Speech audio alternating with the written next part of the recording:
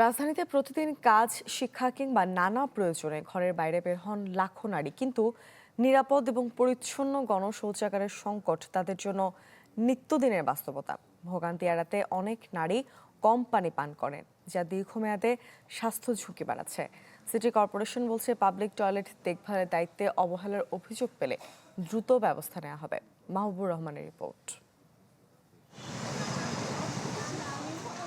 বাংলাদেশ পরিসংখ্যান ব্যুরোর ২০২২ সালের জনশুমারি অনুযায়ী রাজধানীতে অন্তত অর্ধকোটি নারীর বসবাস, কিন্তু শহরটা নারীবান্ধব হয়ে ওঠেনি আজও। ফলে অনেক কিছুই মাথায় রেখে চলতে হয় তাদের। বিশেষ করে ঘর থেকে বের হবার আগে কম পানি পান করেন নারীরা, কেননা হাতের কাছে নারীবান্ধব শৌচাগারের সুবিধা না পাওয়ার বিড়ম্বনা এড়িয়ে চলতে চান তারা।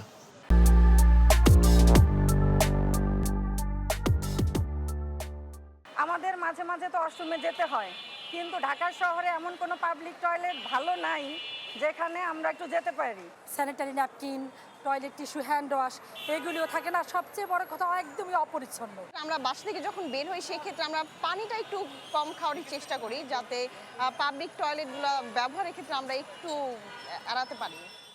ওয়াটার এইড বাংলাদেশের ২০২৫ সালের এক গবেষণা বলছে, শহরাঞ্চলে বাড়ির বাইরে থাকলে পানি পান কমিয়ে দেন ৬৯% নারী, আর পুরোপুরি পান করেন না শতকরা ১৫ জন, যার বড় কারণ গণশৌচাগারে পরিচ্ছন্নতা ও ব্যক্তিগত গোপনীয়তার অভাব। বিশেষজ্ঞরা বলছেন, অল্প পানি পানের অভ্যাস থেকে ইউরিনারি ট্র্যাক্ট ইনফেকশনে আক্রান্ত হচ্ছেন নারীরা, যা থেকে কিডনি সংক্রমণের ঝুঁকি রয়েছে। তাই নারীদের স্বাস্থ্য ঝুঁকি এড়াতে পাবলিক টয়লেটগুলোকে আরও নারীবান্ধব করার পরামর্শ তাদের। যদি কেউ বারবার প্রস্রাবে ইনফেকশন হয়, এটা কিন্তু একটা বড় স্বাস্থ্য ঝুঁকি।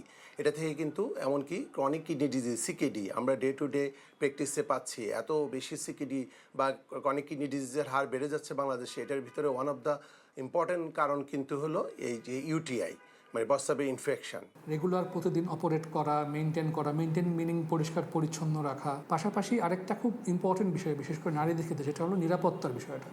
অনেক ক্ষেত্রেই আপনি দেখবেন যে একটু বিকেল হলে কিংবা সন্ধ্যার পরে যথেষ্ট আলো থাকে না। হ্যাঁ, নারীরা সেখানে যাওয়ার জন্য স্বচ্ছন্দ বোধ করে না। বর্তমানে রাজধানীর ২ সিটি কর্পোরেশনে গণশৌচাগার আছে ১৯১টি, যা প্রয়োজনের তুলনায় অনেক কম। এছাড়া সরেজমিন ঘুরে দেখা যায় অনেকগুলোরই বেহাল অবস্থা। আমাদের কাছে যদি এই ধরনের কোনো স্পেসিফিক কোনো ব্যাপারে কোনো কমপ্লেন আসে, তাহলে স্পেসিফিক সেটার ব্যাপারে আমরা তখনই তাৎক্ষণিকভাবে ব্যবস্থা গ্রহণ করব।